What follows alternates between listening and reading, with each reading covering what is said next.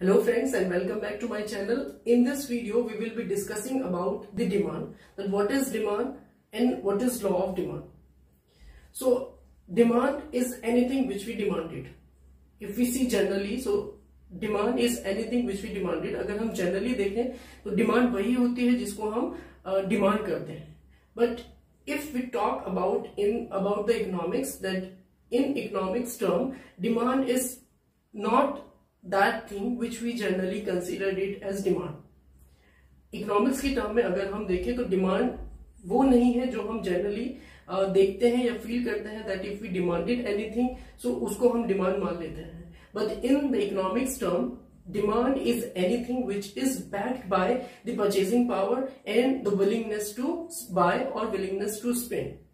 Means दोनों चीजें होनी चाहिए, purchasing power or we can say that the ability to purchase or the willingness to spend or willingness to buy. If there are these two things, तो तभी हम किसी चीज को डिमांड बोल सकते हैं इन terms of economics.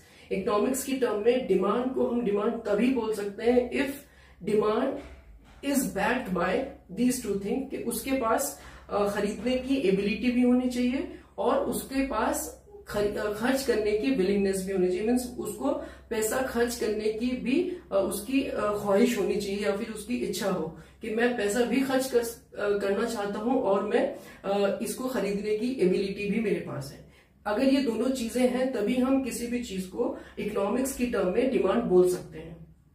So now we can say that demand is anything which is backed by the purchasing power और द विलिंगनेस टू स्पेंड. अगर ये दोनों चीजें हैं तभी हम बोल सकते हैं कि वो डिमांड है in terms of economics. So now we see that there we have generally heard two terms. One is demand and the other one is quantity demanded. Quantity demanded. So what is the difference between the term demand and quantity demanded? Demand is anything which we demand, or demand is the quantity that a consumer is demanded at the alternative prices for a given period of time. Right? Demand वो quantity है जिसको एक consumer demand करता है alternative prices पे for a given period of time. किसी एक time period के बीच में जो एक कंज्यूमर ऑल्टरनेटिव प्राइसेस पे मीन्स डिफरेंट प्राइसेस पे अगर कोई कंज्यूमर किसी क्वांटिटी को डिमांड करता है तो उसी को हम डिमांड बोलते हैं. और the term demand shows us the entire relationship between price and quantity demanded. जो डिमांड है हमारी वो जो हमारा प्राइस और क्वांटिटी डिमांड के बीच का जो एंटायर रिलेशनशिप है उसको शो करता है. मीन्स कब प्राइस इंक्रीज होने से डिक्रीज हो गया, फिर कब प्राइस डिक्रीज होने से डिमांड इंक्रीज हो गया. अगर ये पूरा एंटायर रिलेशनशिप को जो शो करता है वो हमारी डिमांड होती है. But when we talk about the quantity demanded is that specific quantity, is that particular quantity which a consumer is demanded at a particular price level for a given period of time.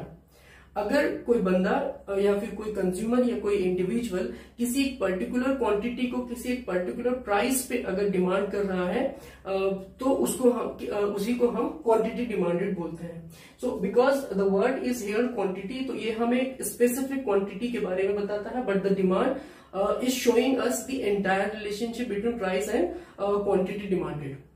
Now there are some features of the demand, like demand is depend upon the utility. Depend upon demand depend upon the utility of the commodity. Right? Demand depends upon the utility of the commodity. अगर किसी commodity का utility ज्यादा है means the satisfaction, the level of satisfaction gain from that particular commodity, if that is the level of satisfaction is higher, तभी हम उसकी demand भी ज्यादा करेंगे. अगर उससे मिलने वाली यूटिलिटी कम है then we demand lesser amount of that commodity. And second जो feature of this demand is that demand is backed by the purchasing power purchasing power and willingness to spend. Demand is always backed by the purchasing power, इसको हम income भी बोल सकते हैं, and the willingness to spend, right? अगर purchasing power है और willingness to spend है तभी वो डिमांड कहला सकती है, right? Third, demand is a flow concept, right? Demand is a flow concept, not a static concept, because it demand जो हमारी वो प्राइस के साथ साथ चेंज होती है, तो इसीलिए हम इसको फ्लो कंसेप्ट बोलते हैं. So these are the three features of demand. The demand depends upon the utility of the commodity. अगर commodity का जो utility है या उससे मिलने वाला जो satisfaction है, if that the level of that satisfaction is higher, then we demand that the commodity also in the larger amount. और डिपेंड जो डिमांड है हमारी वो बैक्ड होती है, demand is backed by the purchasing power and the willingness to spend. Means purchasing power भी होनी चाहिए, एबिलिटी टू परचेज भी होना चाहिए, और उसका विल पावर भी उतना होना चाहिए कि वो उस चीज को खरीद सके. या फिर थर्ड जो फीचर है डिमांड का वो है कि demand is a flow concept, right? So now come to the law of demand. Law of demand states that there is a negative relationship between price and law of demand. Law of demand, and we denote it as demand for X is a function of price of X, right? And law of demand states that there is a negative relationship between price and quantity demanded. कहने का मतलब यह है कि there is a negative relationship, or we can say there is an inverse relationship between price and quantity demanded. If the price of any commodity, or if the price of this particular X commodity increases, the demand for this X commodity will goes down. अगर price बढ़ेंगे तो demand उस particular commodity का decrease होगा, और अगर price decrease होंगे तो डिमांड जो भी उस पर्टिकुलर कमोडिटी का वो इंक्रीज हो जाएगा. But demand is a multivariate factor, right? It is not demand is not dependent on a single factor. Demand affected by various factors, right? क्योंकि डिमांड किसी एक सिंगल फैक्टर से इफेक्ट नहीं होती है, डिपेंड नहीं करती है. There are lots of factors on which demand is depend. जैसे इनकम है कंज्यूमर का, या फिर अगर हम कहें तो टेस्ट एंड प्रेफरेंसेस हैं कंज्यूमर के, या अगर हम कहें तो जो प्राइस है, price of the particular commodity, उस पर भी डिपेंड करता है, या price of other related commodities उस पर भी डिपेंड करता है. तो we can write it we can right the demand function as that demand for X is a function of price of this particular commodity and price of other related commodities. Income we denoted by Y, income of the consumer, and taste and preferences of the consumer. So these are the factors on which demand for any commodity is dependent, right? But to understand the price and quantity relationship, Alfred Marshall proposed a partial equilibrium analysis, right? जिसमें क्या हुआ, उसने study किया only the effect of price on the demand, keeping other factors as constant. Partial equilibrium analysis में we studied the effect of one factor over demand by keeping other factors as constant. Partial equilibrium analysis में हम study करते हैं किसी एक single factor का over the demand के ऊपर by keeping all other factors as constant. यानी हम पार्शियल इक्विलिब्रियम एनालिसिस में अगर ये करें कि हम सिर्फ प्राइस के इफेक्ट को स्टडी करेंगे डिमांड के ऊपर by keeping all these as constant, और by assuming all these factors as constant, कि इन सारे फैक्टर्स का डिमांड के ऊपर कोई फर्क नहीं होगा. अगर हम ये स्टडी करते हैं तो वो हमारा पार्शियल इक्विलिब्रियम एनालिसिस कहलाता है, right? And according to this demand function, demand for any product yani X is a function of price of X, and this is what we call law of demand. अगर आपसे कोई पूछे कि what is demand, so you can write like this. तो इसका मतलब ये होगा कि आप डिमांड फंक्शन को जानते हैं that demand for any commodity x is a function of the price of that particular commodity. So we can now define it as that keeping other factors constant, the relationship between price of a commodity and the quantity demanded of that commodity is called law of demand. And law of demand states that there must be an inverse relationship between price and quantity demanded. Right, law of demand को हम क्या कह सकते हैं कि हम सारे factors को कांस्टेंट रख के जिनके ऊपर डिमांड डिपेंड करती है, सिर्फ एक फैक्टर की अगर स्टडी करते हैं या फिर keeping all other factor constant, अगर हम सिर्फ प्राइस और क्वांटिटी डिमांडेड के रिलेशन को स्टडी करते हैं तो उसको हम लॉ ऑफ डिमांड कहते हैं. और लॉ ऑफ डिमांड हम स्टेट कैसे करते हैं, डिफाइन कैसे करते हैं, that there must be a negative और inverse relationship between price and quantity demanded.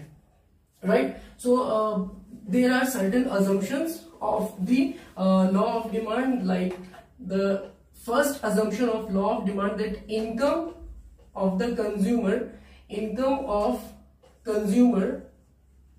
remains constant.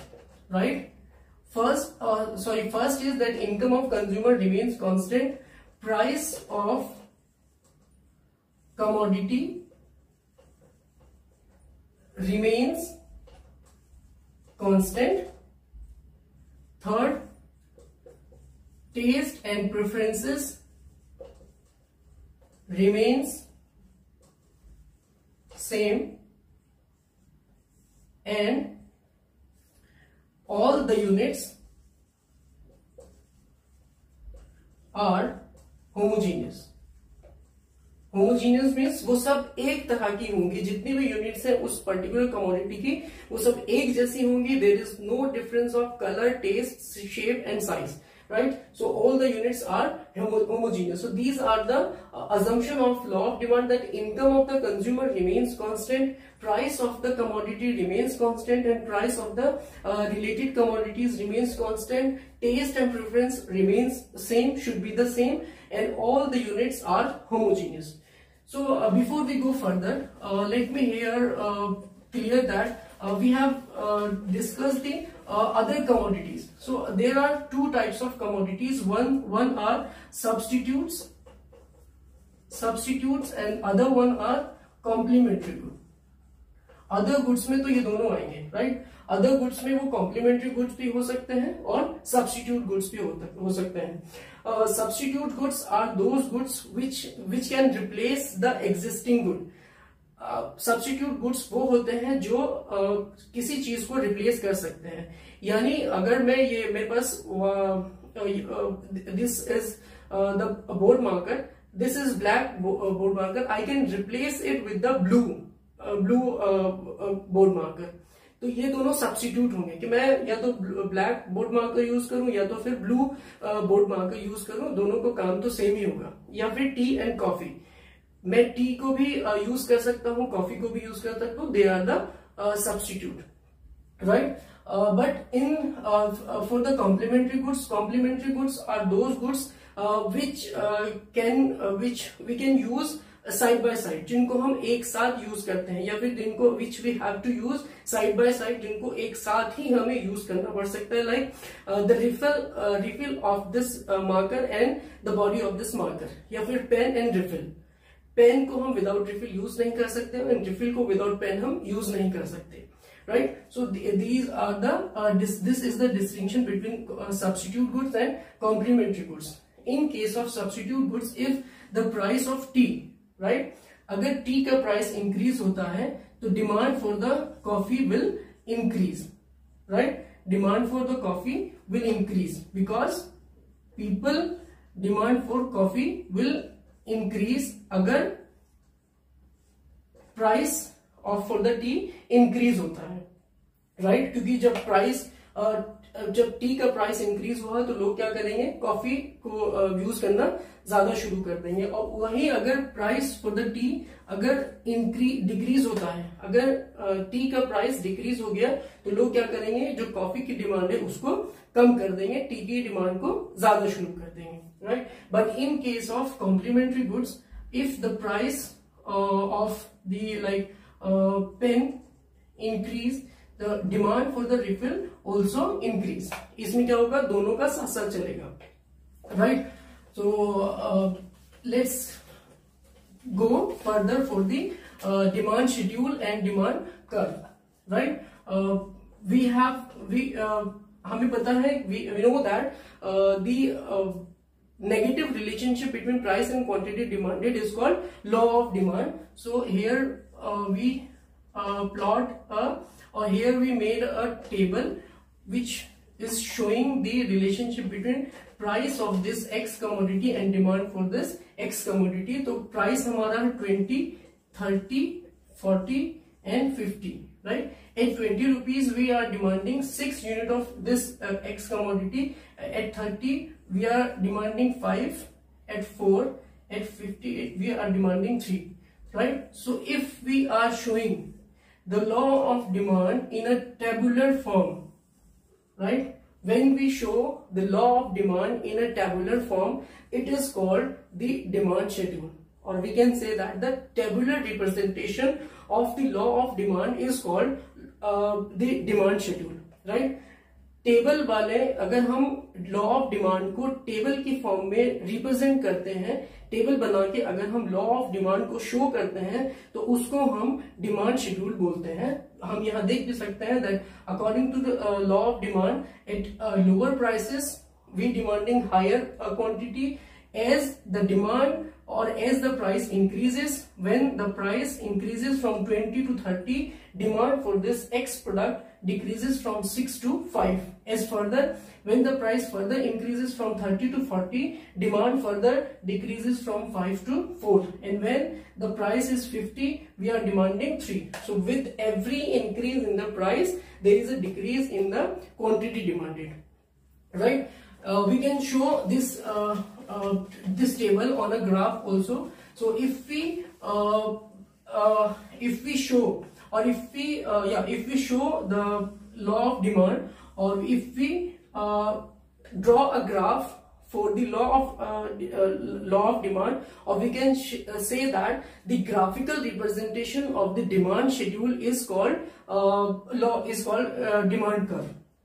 On the x-axis we are measuring quantity demanded, and on the y-axis we are measuring price.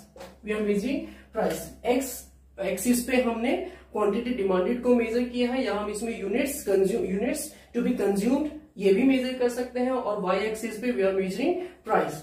So we have like 20 rupees, 20, 30, 40 and 50. These are the prices that we assumed in our demand schedule.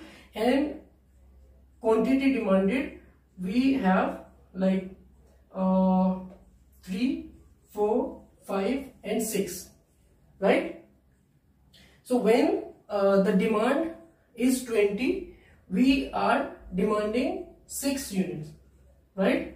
We are demanding 6 units, but with the increase in the price we demand 5 units.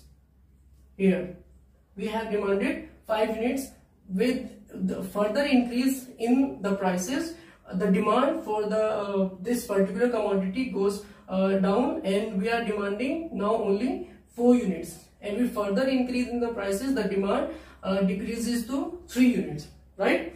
So when we combine, जब हम इन सारे points को join करेंगे, right, and the particular curve is called as demand curve.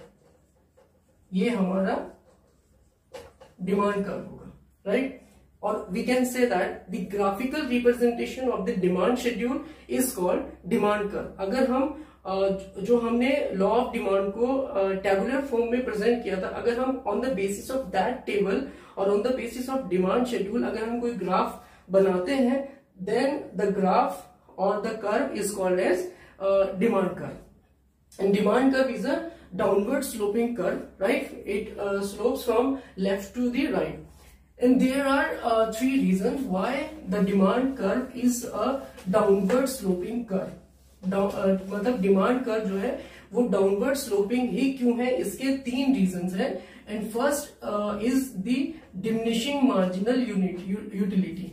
Diminishing diminishing marginal utility. According to this, when we consume more and more of anything, the level of satisfaction or the level of utility obtained from that commodity goes down.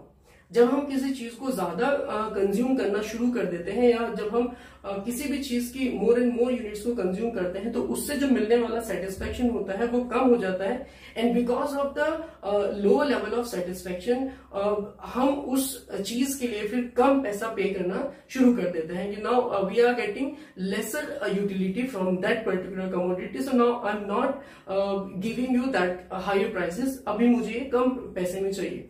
Right. तो जैसे जैसे हम किसी चीज की ज्यादा units को consume करते हैं, उससे मिलने वाला जो सेटिस्फेक्शन है वो भी कम हो जाता है. And demand is depend on the utility. उससे जो मिलने वाली यूटिलिटी है, क्योंकि वो कम हो रही है, तो इसीलिए हम उसकी जो डिमांड है उसको भी कम कर देते हैं. राइट. इसीलिए हमारा जो डिमांड कर है वो डाउनवर्ड स्लोपिंग होता है. सेकेंड है हमारा substitution effect. Substitution effect. Right? When the price of any commodity goes down, जब किसी भी कमोडिटी का प्राइस जो है वो डिक्रीज होता है, so the relative prices of other commodities goes up.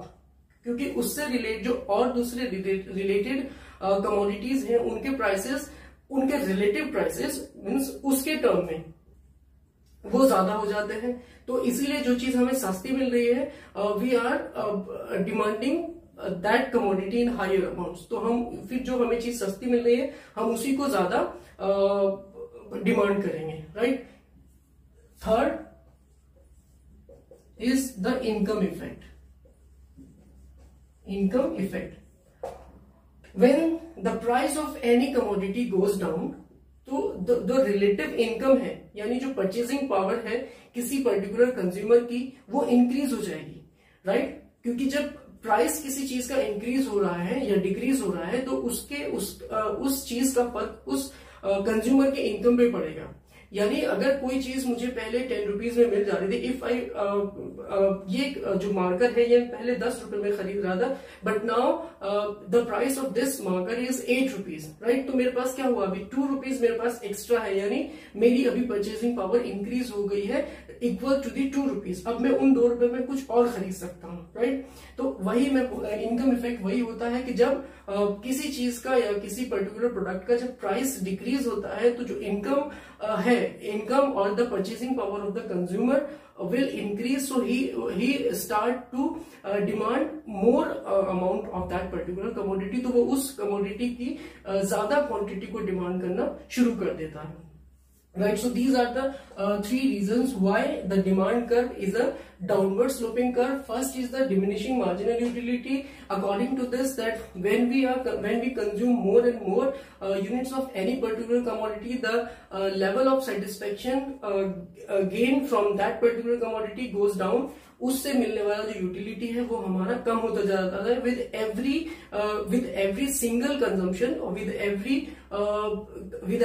The every consumption of that particular commodity. हम जैसे जैसे उसका कंजम्पशन इंक्रीज करेंगे, उससे मिलने वाली जो यूटिलिटी है वो भी कम होती चली जाएगी. And because of the low level of utility at higher amount of consumption, we are paying lesser amount of money. दूसरा है हमारा सब्स्टिट्यूशन इफेक्ट, कि जब हमारा जो प्राइस है किसी भी कमोडिटी का वो जब डिक्रीज होता है, so the relative price of other related goods वो उनका हायर हो जाता है. यानी जैसे अगर हम ये अज्यूम करेंगे the price of the white, the blue marker and the black marker are same, but suddenly the price of the black marker goes down. तो अभी क्या होगा, I start to demand more of the black marker instead of the blue marker. Right. अगर कभी ये हो कि blue marker और ब्लैक मार्कर में दोनों के प्राइस सेम थे, बट अनफॉर्चुनेटली और suddenly the price of the black marker goes down, black marker के जो प्राइस है वो कम हो जाते हैं, तो मैं क्या करूंगा, पहले मैं दोनों को यूज करता था, ब्लू भी और ब्लैक भी, लेकिन अभी क्योंकि the price of black marker is lesser than the blue marker, I start to demand more of the black marker, मैं अभी ब्लैक मार्कर को ज्यादा डिमांड करना शुरू कर दूंगा। लास्ट जो है वो है इनकम इफेक्ट, कि जब प्राइस डिक्रीज होता है उसकी वजह से कंज्यूमर का जो परचेजिंग पावर है वो इंक्रीज हो जाता है, जिसकी वजह से वो हायर अमाउंट को डिमांड करना शुरू कर देता है। So this is the demand. This is the law of demand and the concepts of demand. That demand is nothing but it is that particular thing which is backed by the purchasing power and willingness to spend. And law of demand states that there is a negative relationship between price and quantity demanded. Right? Law of demand के according कि अगर price increase होंगे तो demand घटेगी, price decrease होंगे तो demand बढ़ेगी। This is what the law of demand says. Thank you very much.